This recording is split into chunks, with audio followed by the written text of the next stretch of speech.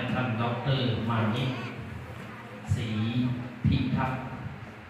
และคุณทัศนพลตะนิยมและคุณปเทียงจันทุรวงศ์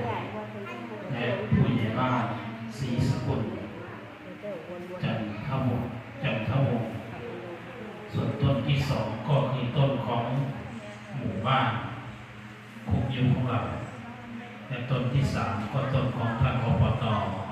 สุภาลักษณ์ยังอยู่พร้อมด้วยครอบครัวมีกุศลศรัทธาท่านพระป่าสามัคคีก็ขออนุโมทนากับญาติโยมและขอแสดงความยินดีกับญาติโยมถึงไม่มีพระอยู่โยมว่าทำศาลาได้สวยบูรณะปฏิสังขรณ์ศาลาหลังใหม่เนรมิตจากอันเก่าทำใหม่ก็คือว่าสร้างศาลาใหม่ทำแบบใหม่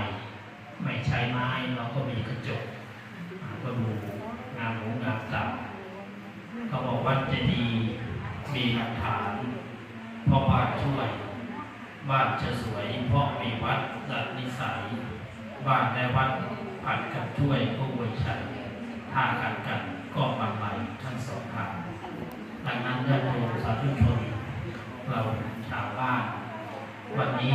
เราได้เท่าแก่ใหญ่จากกรุงเทพเนาะเท่าแก่ใหญ่จากกรุงเทพได้นำผ้าป่าได้เสียสละจตุปัจจัยมาบูรณะปฏิสังขรณ์ทำศาลาหลังใหม่ขึ้นเราท่านทั้งหลายก็ได้ใช้ให้เป็นประโยชน์สำหรับเรื่องบ้านนั้นถึงจะไม่มีก็ไม่เป็นปัญหา